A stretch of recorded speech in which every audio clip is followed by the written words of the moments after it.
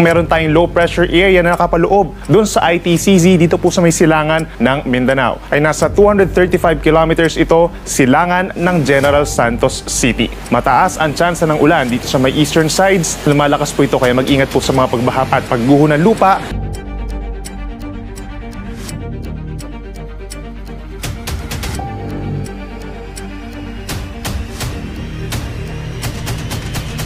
Manatiling may kaalaman at manatiling ligtas sa pamamagitan ng pagbisita sa aming YouTube channel para sa mga real-time na ulat panahon sa ating bansa. Laging tandaan, maging alerto at iba yung pag-iingat sa banta ng ulan, baha at pagguho ng lupa. Ngayon, oras na para marinig mula sa ekspertong meteorologist. Bibigyan tayo ng malalim na pagsusuri sa lagay ng panahon at ipapaliwanag ang anumang mahalagang kaganapan sa ating panahon ngayon o sa mga darating pang araw.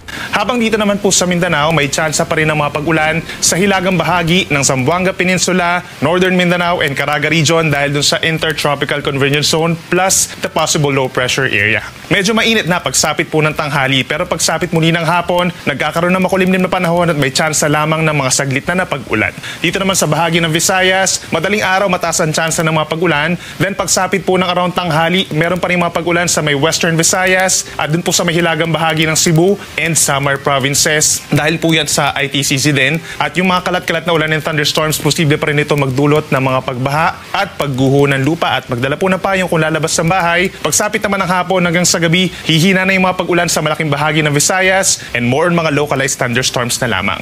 Sa ating mga kababayan po sa Palawan, lalo sa may northern portion, asahan po ang mataas na tsansa ng pag-ulan. Kabilang na rin dyan ng Cuyo and Cagayancillo Islands. Epekto po yan ng Intertropical Convergence Zone.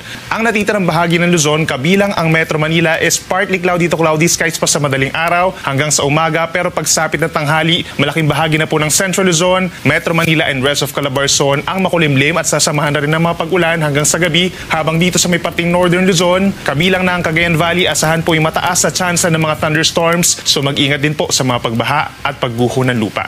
Ang katimugan at silangang bahagi po ng Luzon na magkakaroon ng mga paulan dahil pa rin sa ITCZ plus the easterlies. Pinakamaapektuhan nitong Mindoro provinces, Marinduque, Romblon, Bicol Region, Quezon, Aurora at yung mga nearby areas pa. Asahan po yung makulimlim na panahon at makakaranas din ng kalat-kalat na mga ulan and thunderstorms lalo na po sa may Southern Luzon. So mag-ingat po sa mga posibleng pagbaha at pagguho ng lupa. Ngayon malalaman naman natin ang lagay ng panahon sa mga susunod o darating pang araw. Bago mo ipagpatuloy, huwag kalimutang mag-subscribe at pindutin ang notification bell para lagi kang updated sa ulat panahon sa ating bansa. Huwag mo rin kalimutang ibahagi ang video na ito para makatulong o malaman ng iba pang kababayan natin ang lagay ng panahon sa ating bansa. Sa mga huling araw naman po ng Hunyo, aasahan pa rin natin yung epekto ng easterlies. Sa ating mga kababayan po sa Visayas, halos ganun din po ang magiging senaryo natin from Friday hanggang sa katapusan na po ng Hunyo. Asahan yung bagyang maulap hanggang maulap na kalangitan at may kataasan din ng tsansa ng mga paulan sa hapon ng Friday at sa halos buong araw po ng Saturday and Sunday. Temperature natin sa Metro Cebu, 25 to 31 degrees Celsius. For Luzon, from Friday up until Sunday, asahan pa rin yung halos magkakatulad na weather conditions na partly cloudy skies, may times na cloudy at may chance rin po ng mga pag-ulan or mga pagkidlat pagkulog lalo na sa tanghali at sa hapon ng weekend.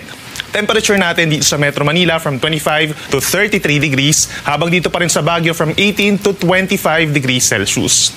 At panguli sa ating mga kababayan po sa Mindanao, tulad ng nabanggit natin kanina, Friday and Saturday, hihina yung mga pag-ulan, more on mga localized or mga saglit na mga thunderstorms na lamang. Pero pagsapit ng linggo, ilang bahagi po ng Mindanao kabilang ng Zamboanga Peninsula, Soc-Sabgen, Bangsamoro Region and Davao Region ang magkakaroon ng mataas na tsansa ng mga pag-ulan at minsan malalakas po ito, marito magdulot ng mga pagbaha or pagguho ng lupa dahil sa ITCZ. Temperature natin dito sa Metro Davao and Zamboanga, posible pa rin umakyat sa mainit na 33 degrees Celsius. Yan muna ang ating weather update ngayon. Sana ay nakita ninyo ang broadcast na ito na nagbibigay kaalaman at kapaki-pakinabang. Maraming salamat sa DOST Pag-asa sa pagbabahagi ng kanilang mahalagang insight o ulat panahon. Samahan kami sa susunod para sa higit pang mga weather update sa ating bansa at manatiling nakatutok sa weather update ng bansa at huwag kalimutan i-share at mag-subscribe na rin. Mabuhay ang Pilipinas!